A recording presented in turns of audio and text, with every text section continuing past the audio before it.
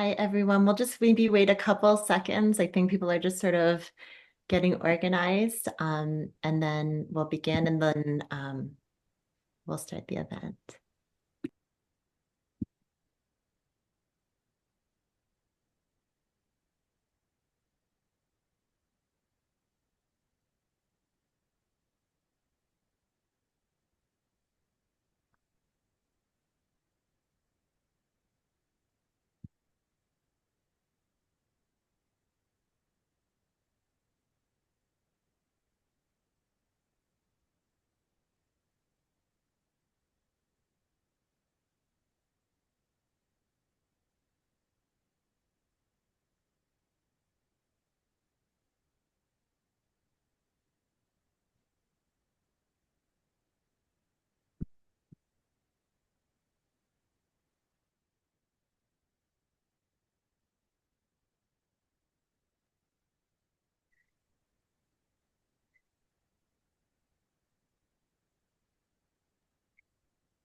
Okay, I think most of us are here. Thank you so much, everyone. Um, I'm Jenny Hagen-Wills. I'm professor of English here at the University of Winnipeg. And I want to begin by thanking you all for joining us for our Jake MacDonald Writer in Residence programming. We have been so fortunate to have the amazing Hiromi Goto with us as our fourth Jake MacDonald Writer in Residence here at the University of Winnipeg. Many students and faculty have been introduced to Hiromi's creative brilliance, generosity, thoughtful teaching, and social consciousness, I think, over the past several weeks. I have personally had the great fortune of knowing her first via her incomparable mind and creative wit, um, through perspectives of her amazing books such as Hopeful Monsters and Chorus of Mushrooms. And later, I hope, as a peer, she's been a great mentor to me. And maybe in my wildest delusional fantasies, I can say as a friend. She is one of the most extraordinary speculative writers of our time who fearlessly tackles any genre. Her work, which draws on subjects such as immigrant experiences, body horror, and the generations and lives of Japanese Canadian women, is fiercely poetic, feminist, emotionally resonant, and her craft reinvents itself over and over again. I'd like to thank the Department of English and the Faculty of Arts, as well as my colleagues, Celise Lipka and Lindsay Wong, who are also on this Writer in Residence committee. I understand Hiromi will offer an introduction to our highly acclaimed, esteemed guest, author Nisi Shawl. But if I might briefly just note, we are in for a remarkable conversation today, as Nisi's work are some of the most innovative, exciting, genre-resisting, and twisting texts that I've seen in a long, long time. I know all of us at the University of Winnipeg are so honored by their participation today. It is a complicated and paradoxical act to both honor and acknowledge that we live and work in the territories of the Anishinaabe, Cree, Dakota, Dene, Métis, and Oji Cree nations. That the University of Winnipeg sits in Treaty 1 territory, the ancestral and traditional homeland of Anishinaabe peoples. This is complicated by the urge to recognize, in my case, my status as uninvited guest, a settler of color, the land, water, and culture so admirably protected and honored by Indigenous peoples, both here as well as around the world. Complicated further by what I understand to be the request by many Indigenous peoples to cease these empty statements while the bodies of Morgan Harris and Mercedes Marin remain unfound. As Nicole Murdoch puts it, quote, if the intention of a land acknowledgement is to recognize the relationship that Indigenous peoples had with the land prior to colonization, we must also acknowledge how Indigenous peoples are regarded on those same lands today. As land acknowledgements are routinely performed, Indigenous women continue to be devalued, dehumanized, and disposed of in landfills, end quote. For those of you who are unfamiliar with the Jake MacDonald program, I'll just briefly share that the residency honors the memory of the beloved Manitoba writer Jake MacDonald, who wrote short stories, novels, essays, plays, and books of nonfiction. Jake passed away far too soon on January 30th, 2020, through the generosity Through the generosity of Jake's family, friends, and peers, this program makes possible the kind of work Jake believed in, mentoring emerging writers, bringing readers and other literary events to the public, and providing support for working writers to concentrate on their projects in process. This is all made possible by the Jake MacDonald Writers Fund, which began with a generous founding gift from Jake's friend, Angus Reid. Today is the second event in the series, which is an international writers panel between Hiromi and Nisi Shawl. This international writers panel is something we've introduced to the residency as a way to promote discussions and collaborations between writers in what is today known as Canada and international artists, getting Canadian writers into more international conversations, as well as giving the University of Winnipeg community access to international writers that we might not ordinarily have access to. It should be an incredibly riveting conversation between these two thinkers. You can find more information about the panel on the English department website, as well as sign up for manuscripts consultations with Hiromi. If you have a secret manuscript on your computer, or a not so secret one, I think now is the time to bring it out. A note on today's event: please keep your mics muted. It will be recorded, so please turn off your video if you do not wish to be on camera. There's closed captioning available through the Zoom app. If you're on your dashboard, it should be on the bottom panel. If you do not know how to access that, please send a message in the chat and I can direct you that way. We will have a reading followed by a Q&A with Hiromi initially, and then while some people have already submitted questions ahead of time, we'll also open to questions from the chat around 13:15 in Central Time. I'll share Hiromi's official bio. Hiromi Goto is an immigrant from Japan who gratefully resides in the Wasanouk territory. Her first novel, Chorus of Mushrooms, was the 1995 Commonwealth Writers' Prize Best First Book winner, Canada and Caribbean region, and co-winner of the Canada-Japan Book Award. Her second book, The Kappa Child, received the 2001 James Triptey Jr. Memorial Award, now known as the Otherwise Award. She has published 3 novels for children and youth, a book of poetry, and a collection of short stories. Her many honors include the Sunburst Award and the Carl Brandon Parallax Award. Her first graphic novel, Shadow Life, with artist Anne Shu, am I pronouncing that right? I hope so. Anne Shu, was published in March of 2021 with second books. Hiromi is currently at work trying to decolonize her relationship to writing in the land. Please welcome our 2024 writer in residence. Thank you again for joining us, Hiromi and Nisi. Thank you so much for that very generous and beautiful introduction. It's such an honor to be here. I'm just going to go directly into introducing Nisi. Nisi Shawl is an African-American writer extraordinaire of award-winning speculative fiction, fantasy, and alternate history / steampunk. They are best known for writing stories which deal with race, gender, and sexual orientation. An acclaimed anthologist, they have edited and co-edited New Sons, original speculative fiction by people of color, and New Sons 2, among others. Just released this October, their most recent publication is the novella The Day and Night Books of Mardo Fox. It's inspired by the life of Aileen Lee, who Jack Kerouac depicted as his lover Mardo Fox in his novel The Subterraneans. And The Day and Night Books of Mardo Fox, I just inhaled it over the last 6 hours. It was just brilliant. I really, really encourage everyone to buy a copy ASAP. So Lee, a Black and Indigenous woman, was a beat author in her own right. 2 books, Everfair and Kinning, of Shaw's alternate history trilogy, has been published in 2017 and this year as well. These fascinating novels follows the lives of a wide cast of characters during the violent reign of King Leopold II and the formation of Everfair, an intentional nation in Congo by the Fabians.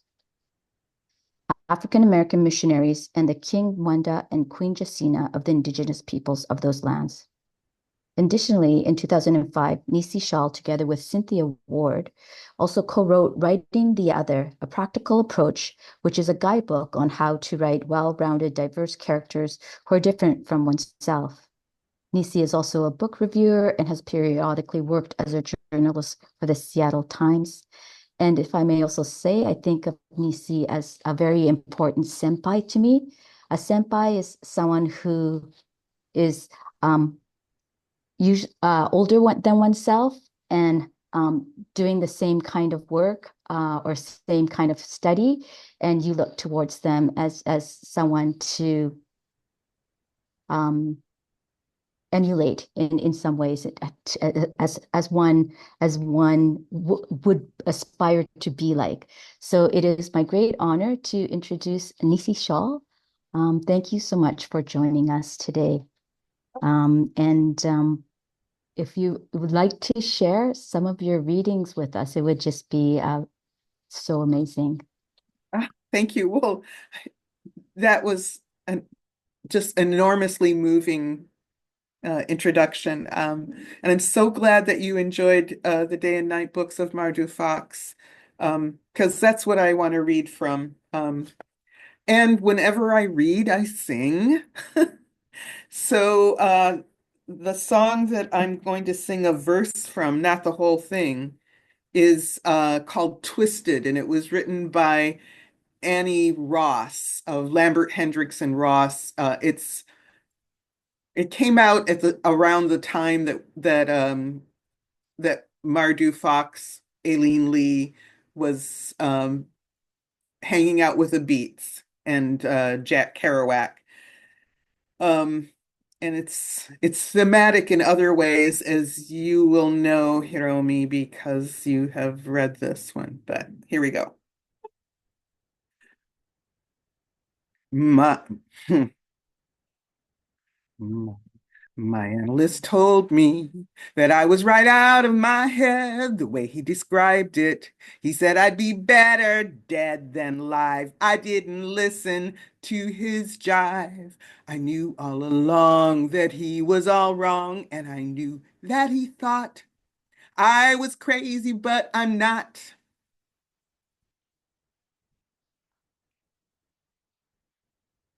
Start out with Mardu as a child.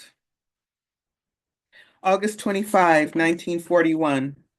Mama gave me this book for school, but I am using it for my own secrets and let her and any teacher think I lost it when it is time for me to do my class homework. So that I will have to use just scraps and drawer liner for stuff. Those are fine because I am nearly 10 years old and mature for my age, mature enough to have secrets and a secret diary. I know the perfect place where to hide this. I will get it out and write in it every day I can.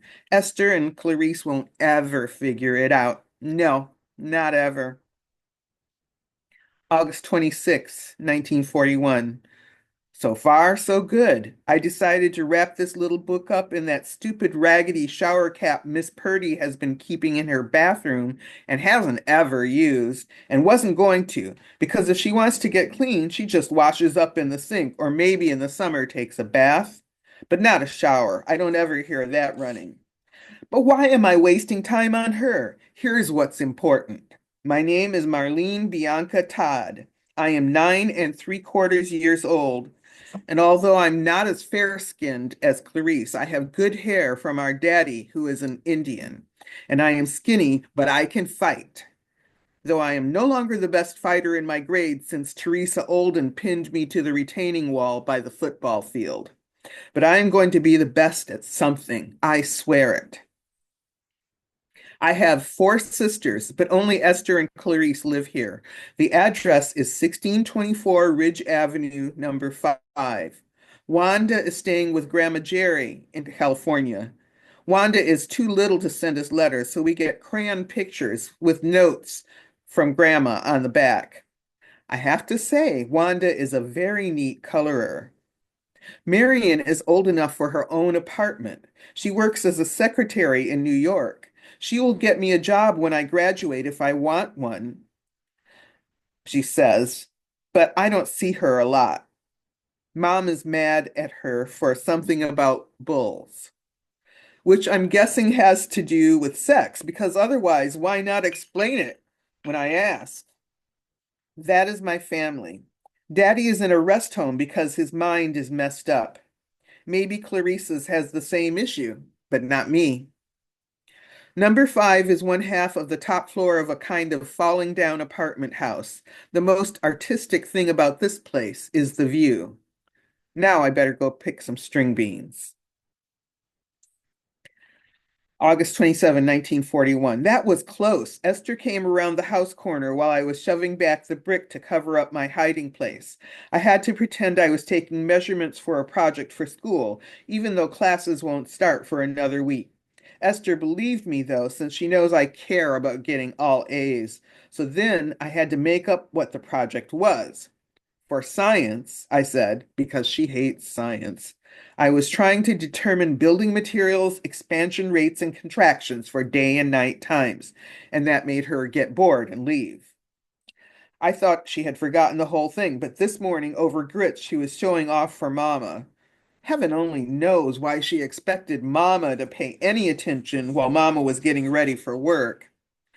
She started in asking me what I found out. I explained as smart mouth as I could that I only set up my experiment yesterday and would collect my results over the next 24 hours. Then I began to lay out a graph on the middle of a flour bag from the trash. But now Mom was paying attention and wanted to know where my notebook, this one, had gone. So I had to tell that story too. Lying is more work than it is worth. It makes me so tired. Nevertheless, I will have to keep getting up all night to check on my experiment that doesn't even exist, or Esther will realize that I am still next to her in bed, and even though it's still summer, when the sun goes down, it gets cold on the porch we sleep on. I am not looking forward to this in the least. August 28, 1941. What happened? September 2, 1941. First day of school. I can start all over and in a way, because even though I know most of these kids from fifth and some of them played with us during the summer, this is fall in sixth grade now in an entirely new building. We're middle school kids, me and Clarice, and Marion sent me a blouse and skirt she can't wear anymore, and money to buy a purse, although I had to use that for bigger shoes instead. Mama blames how much my feet grew on me going barefoot. We had a good time anyway shopping Saturday. I thought she would let me have the patent leather even at one point, and it's no use. I can't keep secrets from myself. I have to write about it somehow. I am not really a good scientist. You need a theory, and I don't have one. I'm more like a magazine reporter. I'll tell this like a story for Ebony and figure it out afterwards. I'll use drawings to illustrate it because we haven't got any camera. It was the night of August 27, 1941. The sky had barely gotten dark by our bedtime. Luckily, this was my turn to sleep on the outside of the bed. Usually, that's the worst. You get pushed out and the blankets don't stretch far enough. But being on the outside, I could put Daddy's watch on the floor, easy to reach, and it had a radium dial. So not having electricity on the porch didn't matter for my experiment. I put the flashlight by the watch only to save batteries. I wasn't going to switch it on in the apartment.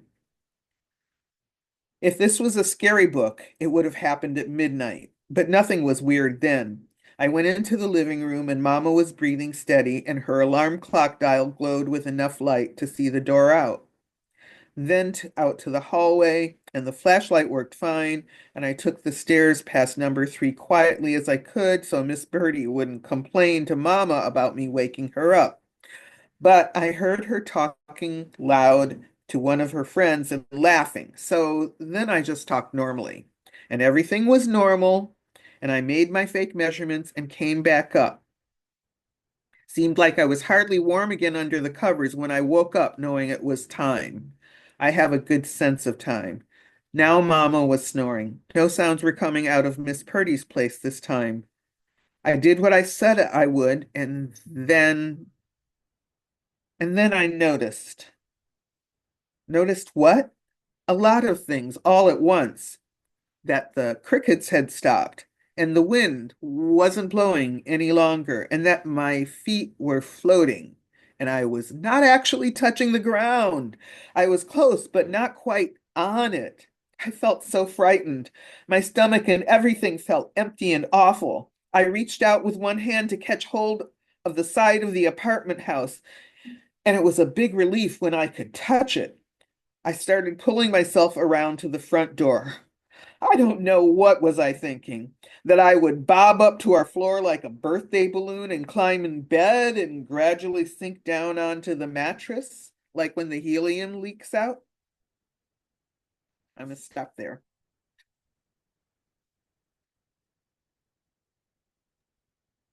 Thank you so much for that brilliant reading. Just the way you've captured voice and the perspective of a young child, but very smart and articulate is just just beautifully rendered. So lovely. Um, I read the day and night books of Mardo Fox. I know I of the questions I didn't that I sent you beforehand. I didn't have any questions about the novella because I hadn't yet read it. But I think it would be lovely to hear a little bit more about it for many of the audience members who might have not read it yet. Um, would you like to share what inspired you to write this novella? So I had been made aware of the beats pretty much in my 20s and 30s because they're sort of a proto hippie movement, and I am an old hippie. I just am. Um, and so I read The Subterraneans, and like it totally escaped me that it was about a Black woman. And then I found out, and then I looked at it again, and I realized that this was an important piece of cultural change that that only white people were supposed to have participated in. But no, no, it was like all people were involved. My Aunt Cookie, whom I dedicated the book to, she was playing the bongos, she was like wearing a beret, and she was doing all the Hallmark cultural stuff that would make you a beat. And so I thought about her a lot too when I was writing this. I will tell you that there's magic, and the magic is based on stuff that's actually happened to me. Because magic happens. Yeah. Mm.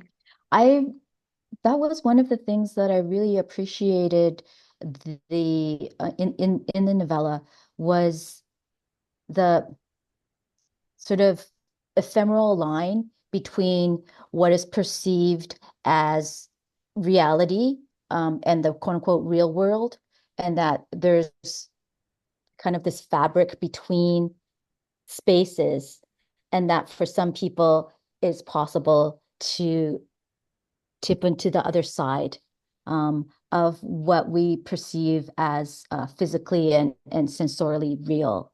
And that most of us assume is the real world. Um, for me, magic has also always been permission for um, something beyond.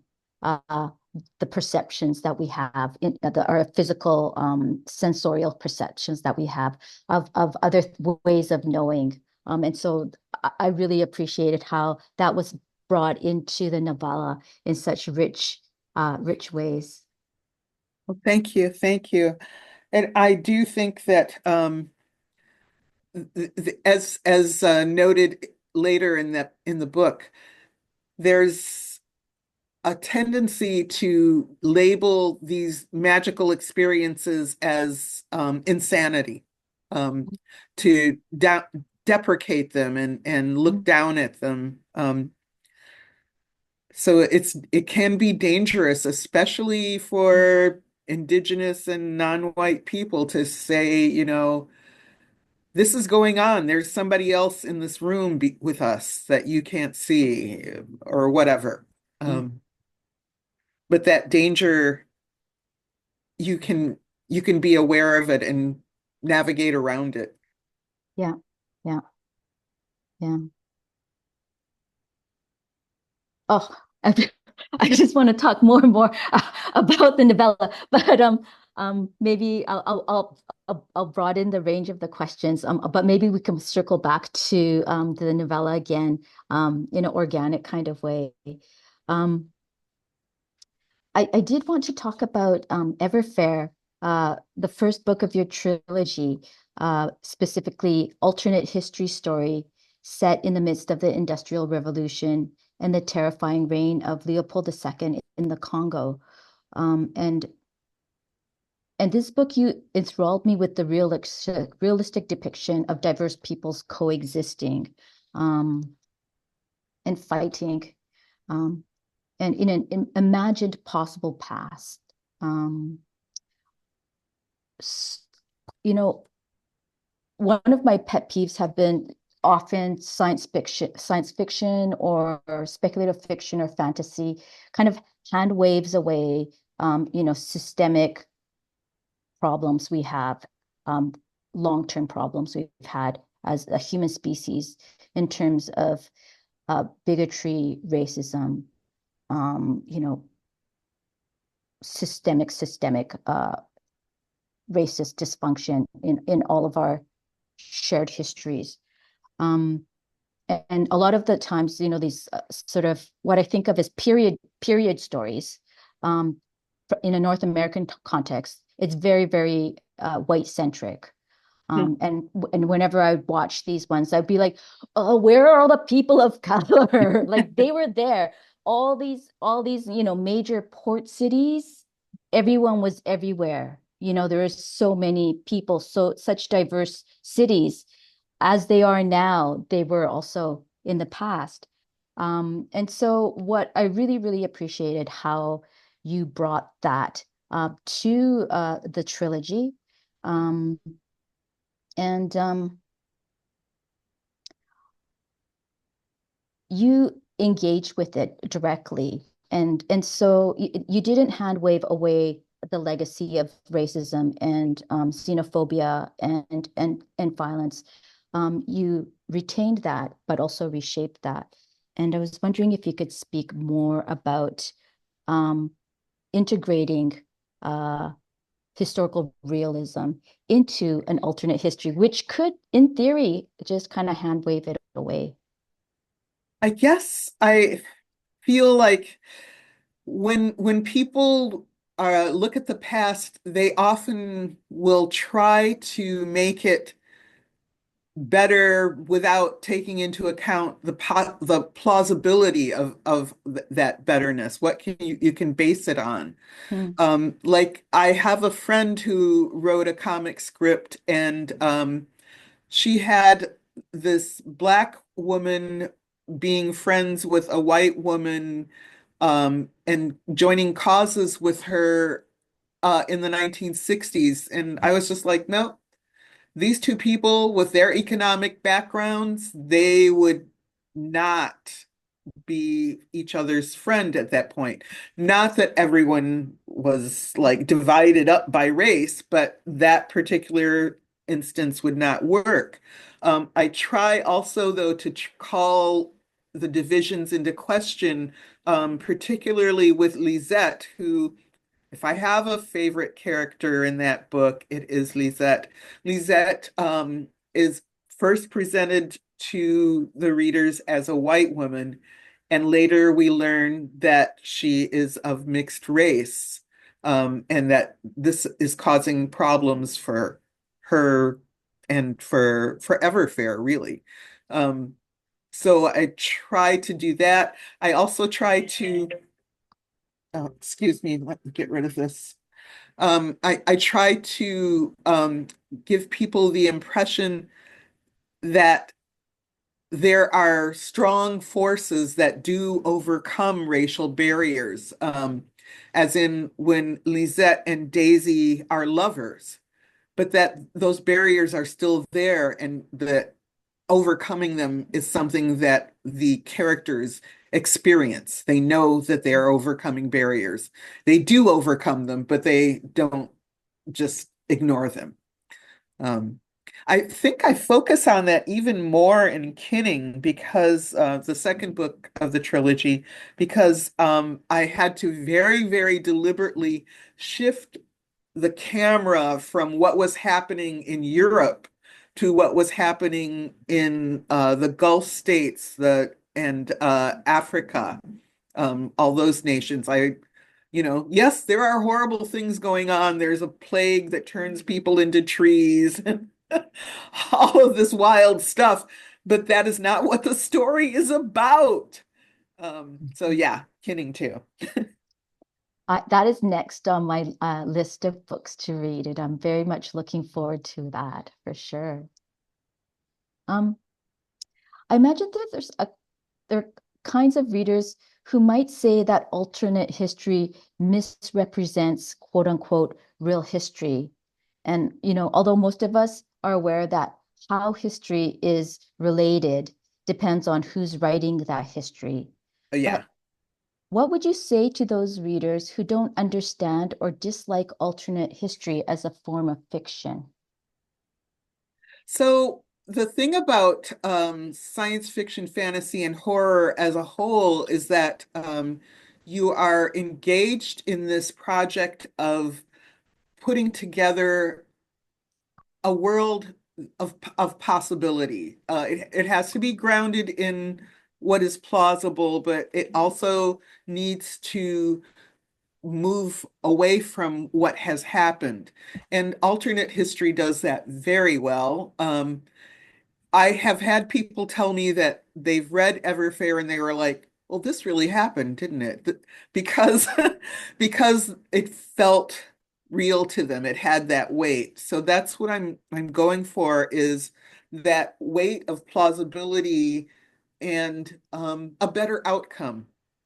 Mm, mm, Oh my mm, gosh. I mm. I have a friend who I was talking to her about writing Kinning, and she says, "Well, I hope it's more optimistic than Everfair." I'm like, "Really? What is not optimistic about for, avoiding the deaths of 10 million people?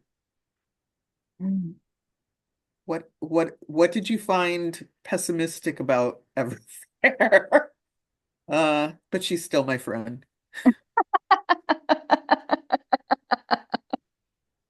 I guess sometimes we want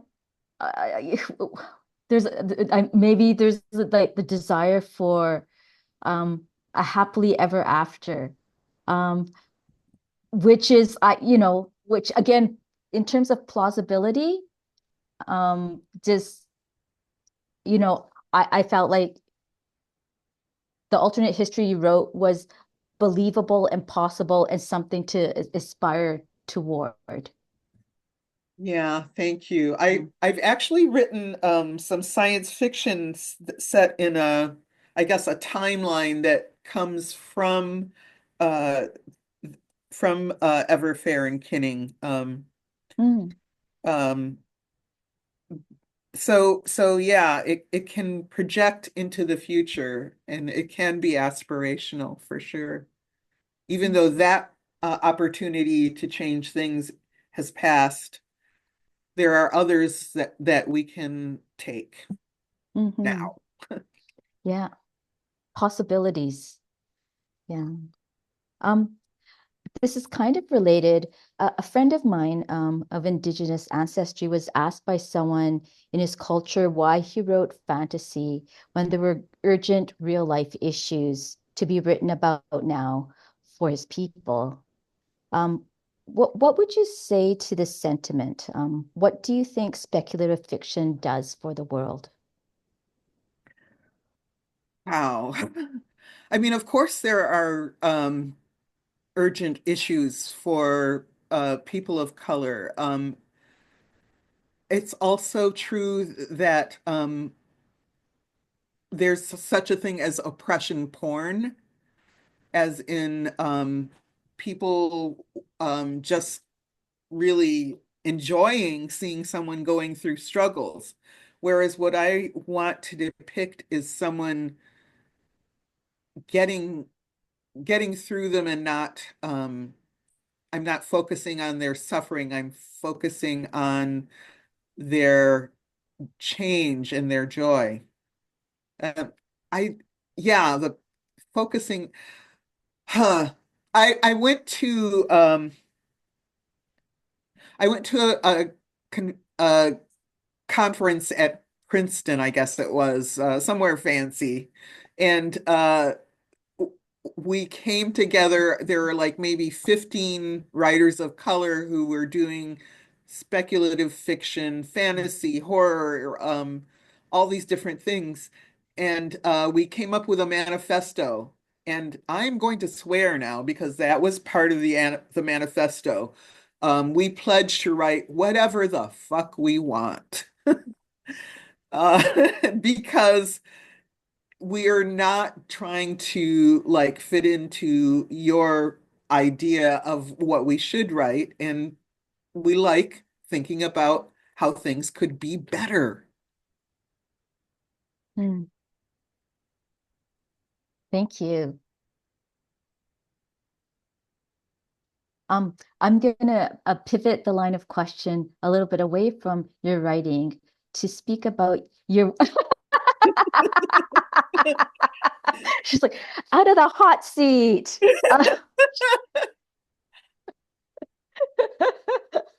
This is a nexus of love. This is a nexus of love. Um, I've had the pleasure and honor of having some of my stories edited by you. When you were an editor, anthologizing some stories. And I have to say that it was such an amazing experience for me. First of all, you catch everything. And whenever I like have you edit the story, I would be like, oh, Nisi knows everything. Nisi caught everything. Just like um, there was this one time where you noted that there was a lot of uh, expression of gratitude of the main character, um, and you wondered to me that if it was perhaps a cultural context, and I was delighted that you noticed, and surprised that you noticed, delighted that you noticed, and that also thrilled that you surmised it might be a cultural behavior in the story. Um, and I said, actually, it was, but that I didn't care to explain that to the reader. And you were like, fine. And it felt like a beautiful sky above me, an open blue sky, and I can breathe as a writer. As for writers who, come to publishing, writers of color, BIPOC writers, for those who do bring cultural elements to their story, having this kind of experience with an editor is quite rare, because a lot of publishing is in Canada, at least, it's a very white space. Um, and so I wonder if you could speak a little bit about your editing approach? Um, yeah, if you have Okay, anything to share sure. about this. Well, I actually I had a similar experience that was even stronger, that was not necessarily on racial cultural lines. I had a story called Wallamelon. Um, so right away the title is indicative of like this is a story set where people say things like wallamelon instead of watermelon. And uh the editor wanted to change. I had the main character saying Grancy made my Mapo.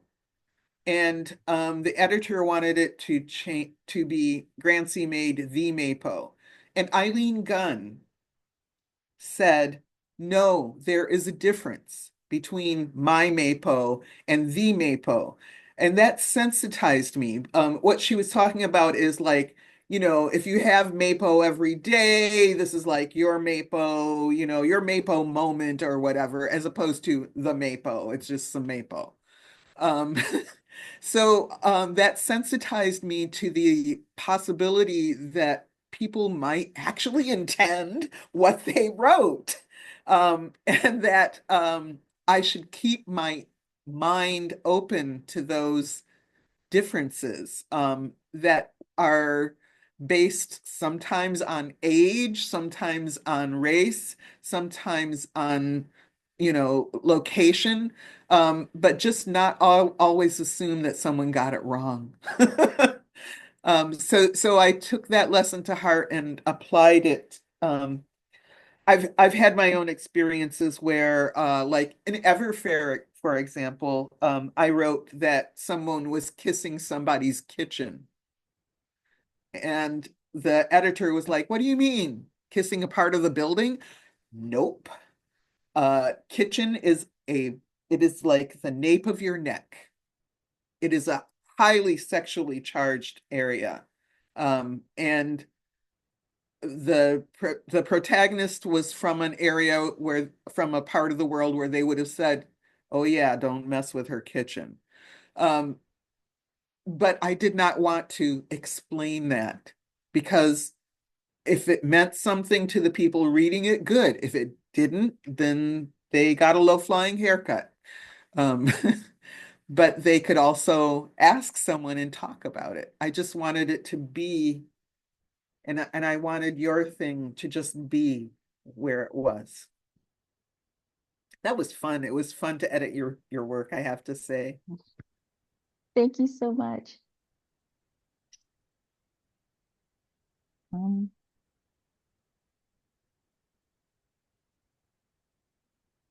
oh yes. This I think is very, this question I would like to have you speak to, because I think there's probably quite a few writers in the audience who are just at the start of their writing path, perhaps, or at the start of professionalizing their writing path. And You've written and published widely and for decades, and I think, we could learn from that experience. One of the aspects of your writing career that I personally wish to know more about is how you developed your craft outside of the post-secondary education system. And I know writers become writers through myriad ways, but maybe we hear a little bit less about those different paths, especially when we're in spaces, even virtual spaces associated with the university. But I was wondering if you could share some of your experiences. Sure. One of the things that happened was that I went to Clarion West, and I did that because I attended a symposium, a cyberpunk symposium, so that will tell you how long ago it was. And I actually got Bruce Sterling to shut up. Bruce, he has very strong opinions, and he's often right. And he talked about an anthology, and he said, "Yeah, but you guys have probably never heard of this. It's like too obscure." And I said, "I'm in it." And he stopped. He stopped. So afterwards, I hung out with him, and after the symposium, I hung out with him and some of the other participants, and two of them were teaching at Clarion West, which is a 6-week writers workshop. And that workshop taught me more in 6 weeks than I probably could have learned in 6 years at the university. It was sort of like a pressure cooker full of other writers and editors, and it made me realize that these people got my jokes, and these people were doing the same sorts of things. It was amazing. Yeah. The only other thing I will say on this topic is sometimes I will see articles, like say in the New Yorker, um, about um, 40 writers under 40 or 50 writers under 50. And I'm like, well, screw that with a broom sideways, because honestly, women, people who are taking care of family, people of color, they're not going to have the chance to do that under 40 or under 30 thing or whatever. It will come, and it will come in its own sweet time. And it will not necessarily be when you're like fodder for an article in the New York Times. Um, it's just, you may not have the chance to attend a class, or participate in an MFA program until you're older, and that's okay. Thank you so much for that. Um, Maybe we should see if there's some questions from the audience. Jenny, I turn it over to you, please. Thanks so much. This has been such an amazing conversation, so inspiring, and I think important reminders for some, or sort of things to put on people's radars about the different avenues and paths towards different kinds of writing. Please join me in a virtual sort of round of applause for Nisi Shawl, and also for Hiromi Goto.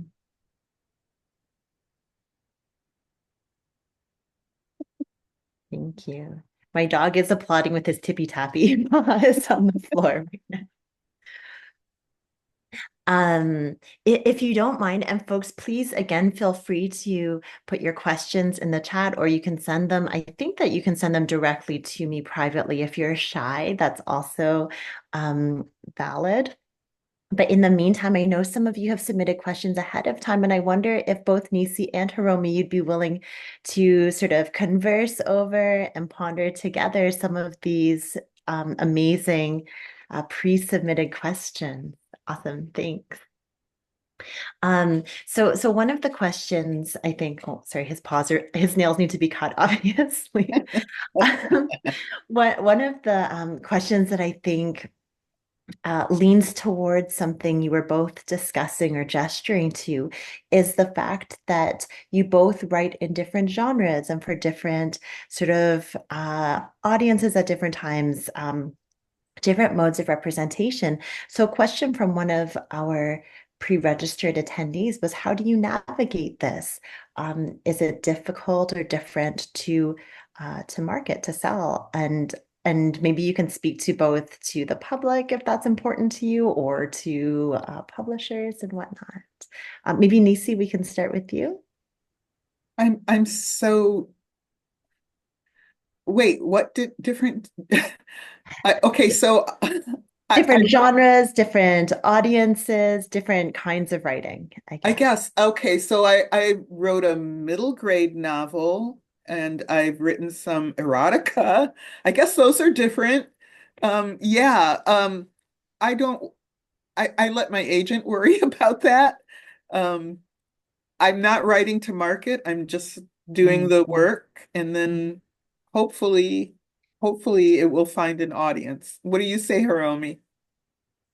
Yeah, I happily, found an agent who doesn't try to keep me fenced in a certain genre. So, I think it would be like, I think if you're like it seems like a mystery writer has to write a lot of books and then keep on writing the same kind of book. I don't know. I just make this association with mystery.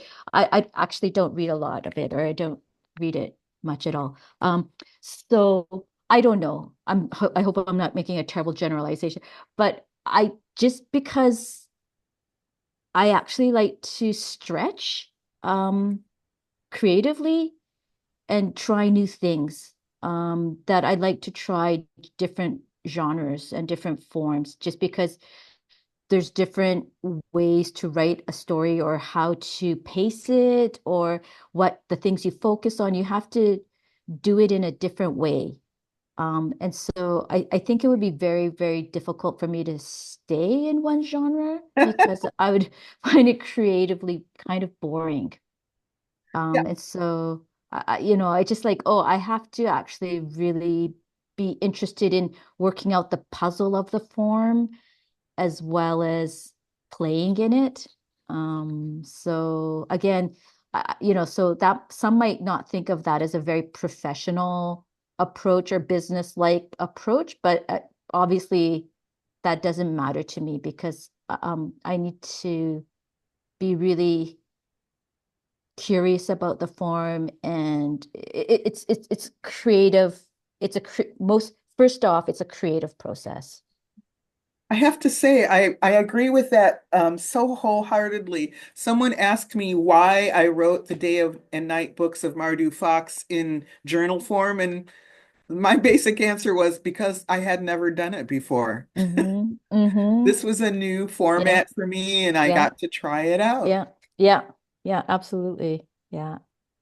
It makes me think of Akwe Emeze, who's like on this plight to publish a book or write a book in like every genre right now. And I love that that willingness to learn, that little bit of hubris, I think, that comes with that kind of work. Thank you.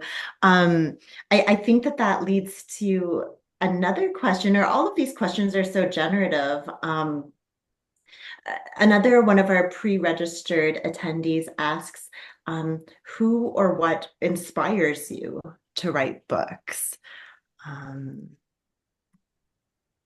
See, Hiromi, you get to go first on yeah, that. maybe we'll start with Hiromi on this one. Um, to be honest, I'm not writing very much right now. And maybe that's important to share too, because because I've been a practicing writer for decades, and then to just find that desire to work with language, and shape something with words, um, to find that feeling kind of waning was very hard at first, on all kinds of levels. Um, but I'm also someone who doesn't necessarily want to pathologize everything, and just, want to sit with it or lay with it or dwell with it, but not have to fight that. Um, and so at the same time, I would say that the world around me is always inspiring me. And when I say the world around me, not necessarily humans, because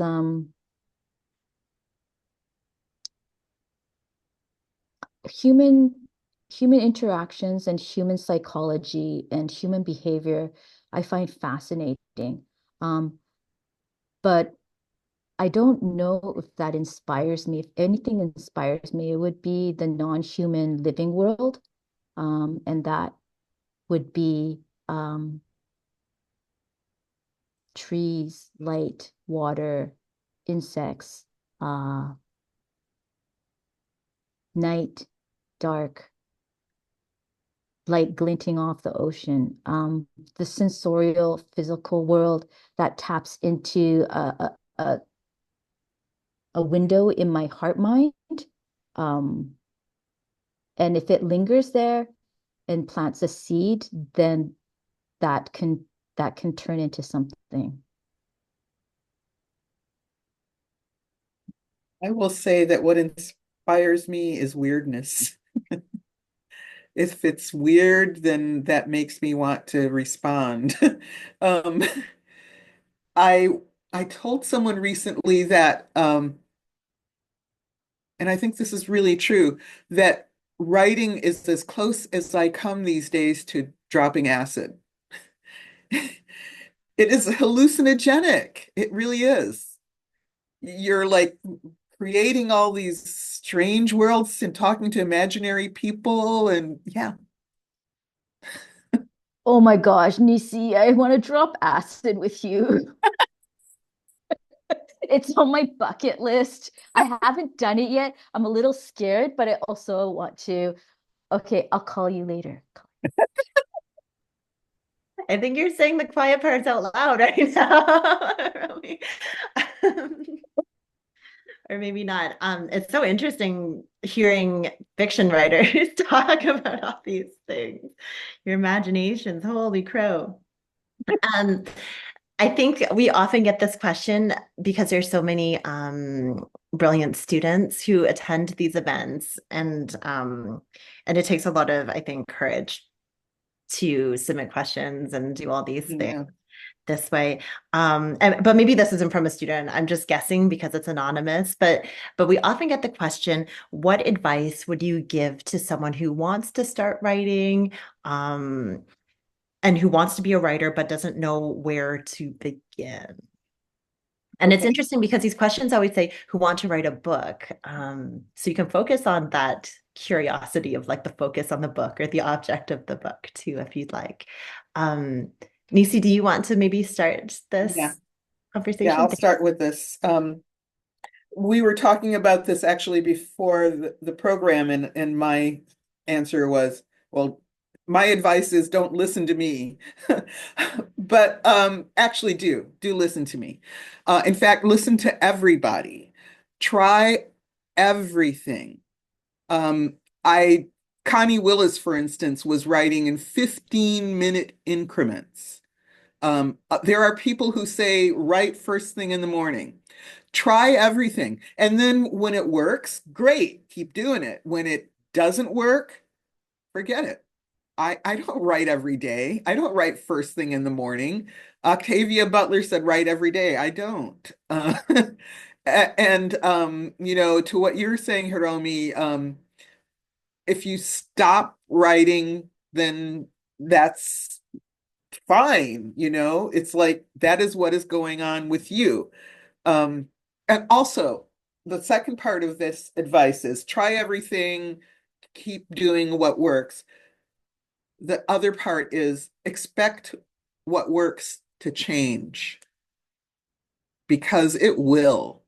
It may change because of, something that goes on with you physically.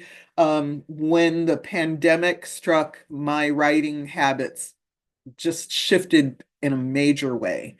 Um, it's just, you know, those are the two things I would say.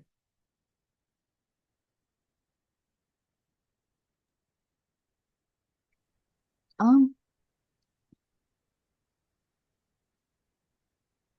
I think this because I work in a creative way that has to do with figuring out something when I'm working on a project. Um, I can only speak to that kind of approach because I don't know that I could write a book because I want to publish a book. Um, Publishing a book is just the end of the figuring out the writing puzzle process. It is a desired end because I'm a professional writer, um, but that's not the main engine to my process. So the main engine to my process is curiosity and tinkering, puzzling something out. And also, if it's a book, it has to have a biggish idea in order to have that longer arc. Like it has to be a topic big enough, worth 350 manuscript pages for. So I would say if it's a book that you're thinking you'd like to work on, then what is the idea of the book? Like, what is worth 350 pages worth of mulling and figuring out for?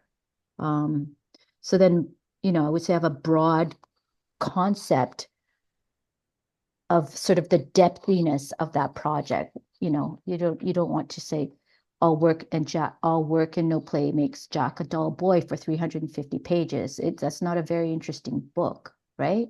So then like what is your big thought process around this?